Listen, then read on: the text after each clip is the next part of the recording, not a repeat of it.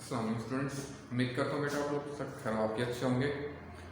आज हम लोग 9th क्लास का चैप्टर नंबर 4 का सेकंड लेक्चर करने लगे। चैप्टर नंबर 4 है हमारा data and privacy. Previous lecture में मैंने आपको बताया था डाटा क्या होता है, रॉ फैक्ट्स एंड फिगर्स को हम डाटा कहते हैं, प्राइवेसी क्या होता है, उसको प्रोटेक्ट करना प्राइवेसी होती है। और प्रीवियस लेक्चर में हम लोग एथिकल इश्यूज पढ़ रहे थे, जिसमें से हमने कॉन्फिडेंशियल एंड प्राइवेसी थी जो इसको अपना टॉपिक कंप्लीट कर लिया था। ये अलग से लॉन्ग क्वेश्चन भी आ जाता है कॉन्फिडेंशियल एंड प्राइवेसी का, और एक लॉन्ग क्वेश्चन ये भी आ जाता है ethical issues related to data security, जिसमें आपने 6 पॉइंट्स लिखे होंगे। ठीक है बेटा, वो 6 पॉइंट है confidentiality and privacy, fraud and misuse, patent, copyright, trade and secret, cyber attack. ठीक है, इसमें से अब हम करने लगे हैं जो है फ्रॉड एंड मिसयूज। कहते हैं sometimes using computer over the internet some unauthorized activities can take place. Some unauthorized activities, ऐसी एक्टिविटीज जो अखलाकी तौर पे नहीं होनी चाहिए थी, ठीक है, वो होती हैं। ठीक है, उनमें सबसे पहले वो जो बयान कर रहा है वो कह रहा है theft money by electronic means and valuable data. Theft money कैसे? देखें, आप लोगों के बैंक ट्रांजैक्शन हो रही है, उसमें कोई गड़बड़ हो गई, ठीक है, किसी हैकर ने आपके ट्रांजैक्शन ड्यूरिंग ट्रांजैक्शन हैकिंग करके आपका क्या किया, पैसा चुरा लिया। ठीक है, आपसे गलत तरीके से इंफॉर्मेशन लेके आपसे पैसे चुरा लिए। इसके अलावा वो कहता है वैल्यूएबल डाटा, समटाइम आपका जो कंप्यूटर का डाटा है, कोई हैकर आया, वो आपका डाटा चोरी हो गया। खास तौर पे गेम्स में ऐसा हो रहा है आजकल कि आपके गेम के अच्छे लेवल पे पहुंच गए, आपको ये लिंक आता है, आप उसको ओपन करते हैं तो क्या होता है, आपका सारा डाटा लॉस हो जाता है। ठीक है, और आप कहते हैं हमारी गेम हैक हो गई, किसी ने हैकिंग कर लिया, एक्सेट्रा। क्लियर है?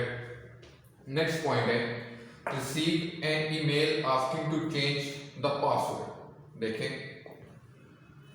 होता ही है, मुझे एक ईमेल आई है, लाइक एक ईमेल आ गई www.changepassword, जिसपे ये लिंक था, ये एक ईमेल आई जिसपे ये लिंक था www.changepassword.com। ठीक है, तो ये हमें एक ईमेल आई जिसके अंदर ये लिंक था, हाइपरटेक्स्ट लिंक होता है। ठीक है, मैंने इस लिंक के ऊपर अपना ये एरो लेके आया हूँ। ठीक है, ये एरो जैसे मैं लेके आया उसके ऊपर मैंने इसको क्लिक किया, क्लिक करने के बाद एक फॉर्म ओपन हो गया। ठीक है, एक बात आपने याद रखनी है, जो ईमेल हमें भेजी किसी मिलिशियस यूजर ने भेजी है, करंट लाइक ये बैंक का अगर ईमेल पासवर्ड है तो बैंक वालों ने नहीं ये भेजी हुई, किसी मिलिशियस यूजर ने भेजी हुई है। और हमें वो कह रहा अपना पासवर्ड चेंज कर लें। हमने इस लिंक को ओपन किया, ये पासवर्ड आगे इस पर लिखा हुआ था your user name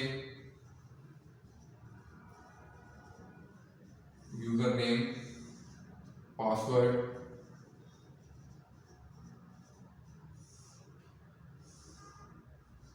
change password,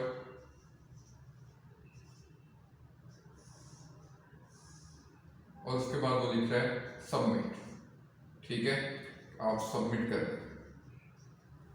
अब मैंने अपना यूजर नेम यहाँ पे लिख दिया, लाइक ये मेरा यूजर नेम है।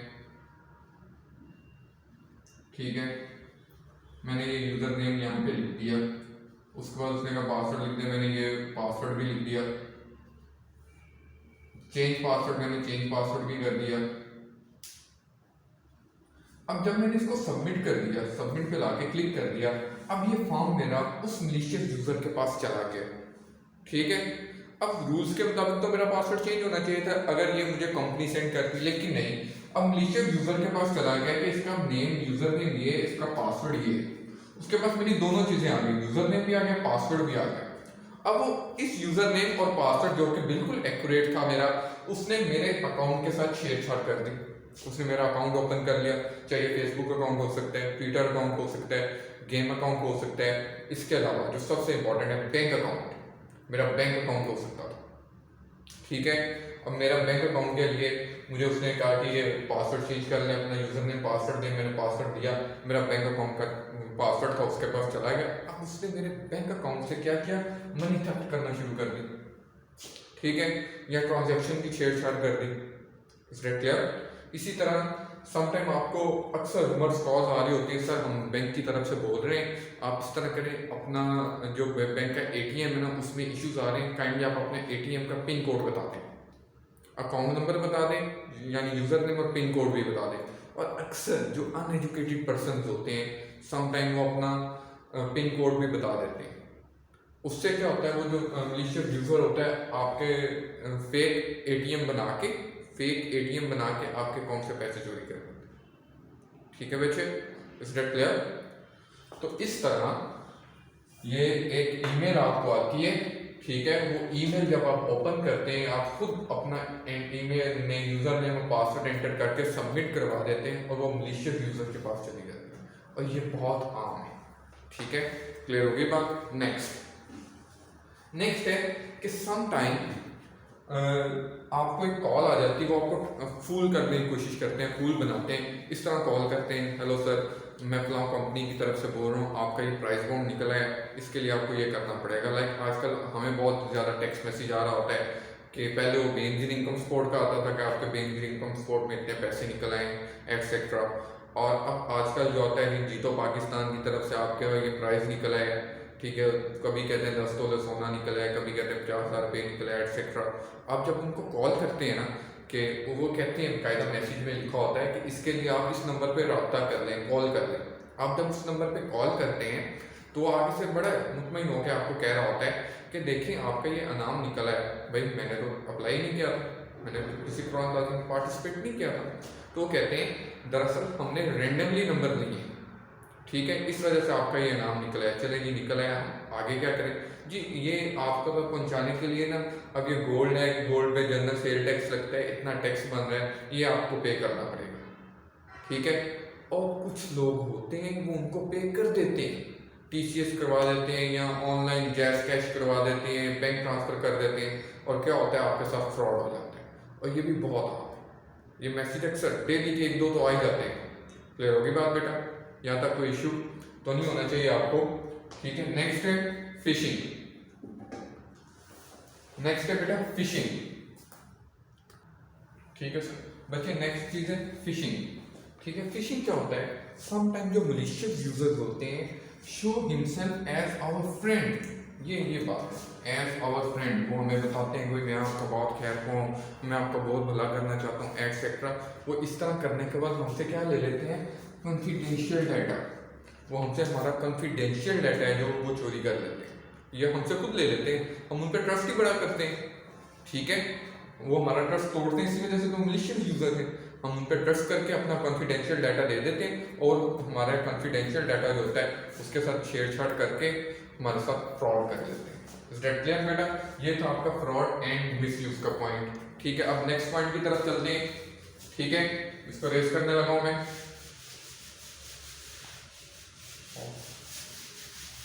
पेटेंट। पेटेंट होता है to protect your idea, to protect your idea. Sometime क्या होता है, दो एग्जांपल देता हूँ, एक फार्मास्यूटिकल कंपनी की एग्जांपल देता हूँ।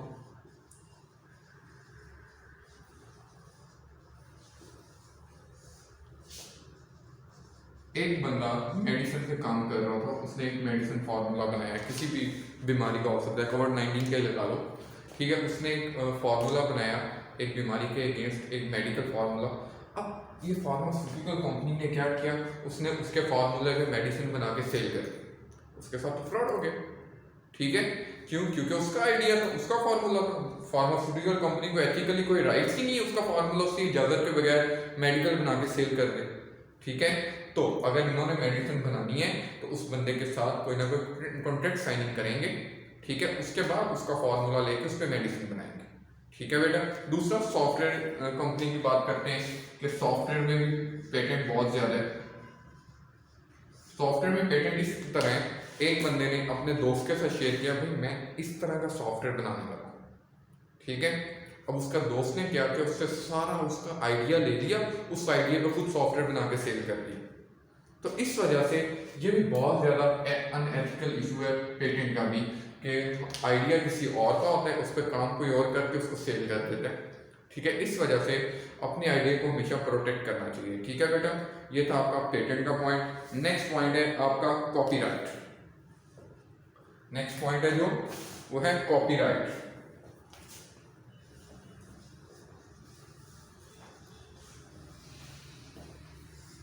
आपने अभी भी देखा कि पेटेंट में भी आइडिया तक चोरी हो जाता है। इस वजह से क्या होता है, जो कॉपीराइट वाली कंपनीज होती हैं, मतलब जो कंपनीज होती हैं, वो फौरन अपनी चीज़ों को कॉपीराइट करवा लेती हैं, चाहे वो नेम हो, चाहे वो आइडिया हो, यहाँ तक कि लोगों तक कॉपीराइट्स हो जाते हैं। ठीक है, आपने अक्सर बुक्स के ऊपर ये साइन देखा होगा या प्रोडक्ट्स के ऊपर ये साइन देखा होगा। इसका मतलब होता है ये कॉपीराइट हुआ हुआ है, आप इसको कॉपी नहीं कर सकते। अगर आप इसको कॉपी करेंगे, आप कॉपीराइट्स के रूल्स हैं जो वायोलेट कर देंगे, जिसकी वजह से आप पे बाकायदा पुलिस केस होगा। क्लियर होगी बात बेटा? ठीक है, तो इस वजह से कॉपीराइट्स बहुत ज़रूरी होते हैं, चाहे आप बुक बना रहे हैं, क्योंकि बुक्स भी चोरी हो जाती है ना। एक ओरिजिनल बुक है, ठीक है, उसकी प्राइस है काफ़ी ज़्यादा।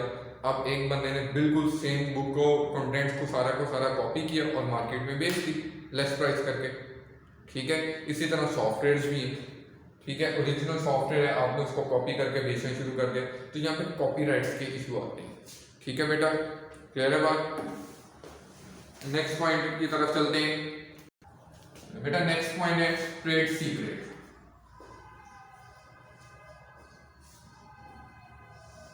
ट्रेड सीक्रेट क्या होते हैं? आपको पता है कि एक तरह की प्रोडक्ट्स काफ़ी कंपनीज बनाती हैं।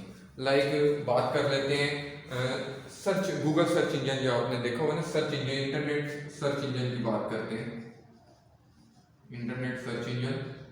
ठीक है, ये काफ़ी मिल जाएंगे आपको। जो सबसे ज़्यादा फेमस है वो है गूगल वालों का, गूगल क्रोम। ठीक है, उसके बाद है इंटरनेट एक्सप्लोरर।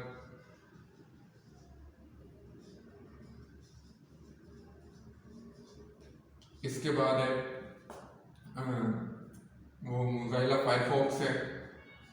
ठीक है, अब ये सारे के सारे सेम प्रोडक्ट्स हैं। ठीक है, एक जैसे काम करते हैं लेकिन डिफरेंट कंपनीज की है। वो आपको पता है सबसे ज़्यादा गूगल वालों का चल रहा होता है, गूगल क्रोम सबसे ज़्यादा, इंटरनेट एक्सप्लोरर को कोई भी नहीं पूछ रहा होता। यही ट्रेड सीक्रेट्स हैं कि एक सेम प्रोडक्ट्स हैं दो कंपनी की, एक कंपनी की बहुत अच्छी चल रही है, दूसरी कंपनी की बहुत लो चल रही है। ठीक है, तो ट्रेड सीक्रेट्स को भी चोरी करना, ठीक है, इससे क्या होगा, अगर ये गूगल वालों का कोई बंदा अपने ट्रेड सीक्रेट्स हैं जो वो इंटरनेट एक्सप्लोरर वालों को दे देंगे, तो इंटरनेट एक्सप्लोरर भी वही वाले ट्रेड सीक्रेट्स यूज करके मे भी हाई परफॉर्म करना शुरू कर दें। तो ट्रेड सीक्रेट्स को भी चोरी करना जो होता है वो भी एथिकल इश्यूज में आता है। ठीक है बेटा, नेक्स्ट पॉइंट की तरफ चलते हैं। नेक्स्ट पॉइंट है सबोटेज। लास्ट पॉइंट है हमारा सबोटेज। सबोटेज का उर्दू में मतलब होता है खतरनाक हमला। ठीक है, खतरनाक हमला। सबोटेज बेसिकली होता क्या है, आपके कंप्यूटर पे एक समझ लें खतरनाक हमला हुआ। इसका ये मतलब नहीं किसी ने आके आपका कंप्यूटर तोड़ फोड़ दिए, ऐसी बात नहीं। इसका मतलब ये है कंप्यूटर और इंटरनेट को यूज करते हुए, किसी भी तरह के नेटवर्क को यूज करते हुए आपके कंप्यूटर पे कोई साइबर अटैक हुआ। ठीक है, क्लियर होगी बात? किसी मलेशियस यूजर ने आपके कंप्यूटर पे साइबर अटैक किया है। वो साइबर अटैक यूजिंग वायरस भी हो सकता है। ज्यादातर सबोटेज जो होता है वो वायरस को यूज करके होता है। ठीक है, वायरस, ये आपने बहुत ज्यादा सुना होगा। वायरस क्या होता है बेटा, एक प्रोग्राम होता है। Virus is a program that can damage your computer. ठीक है, तो सबोटेज में क्या होता है, एक मलिशियस यूजर वायरस को यूज करते हुए या इसी तरह के वर्म्स को यूज करते हुए आपको के कंप्यूटर में कोई लिंक भेज देता है या कोई ईमेल भेज देता है, आप उसको ओपन करते हैं। ठीक है, उसमें 5 फाइल्स तो आपके काम की होंगे, आपने वो ओपन की, अच्छा ठीक है, उसके साथ एक फाइल वायरस की होगी जिससे कि वो आपके कंप्यूटर में वायरस आ गया और आपके कंप्यूटर का डाटा लॉस हो गया। ठीक है, या आपकी जो बड़ी कॉन्फिडेंशियल इंफॉर्मेशन थी वो किसी दूसरे बंदे के पास चली गई और उसने सारा डाटा लॉस कर दिया आपका। ठीक है, ये सारी चीजें आती हैं सबोटेज के अंदर। ठीक है बेटा, तो ये थे आपके एथिकल इश्यूज के पॉइंट, जिसमें हमने कॉन्फिडेंशियलिटी, प्राइवेसी पढ़ा है, उसके बाद fraud and misuse, patent, copyright, trade secrets और लास्ट पे पढ़ा है सबोटेज। ओके बेटा, आपका लेक्चर यहाँ पे वाइंड अप करते हैं, इंशाल्लाह मिलते हैं नेक्स्ट लेक्चर में। ओके, अल्लाह हाफिज।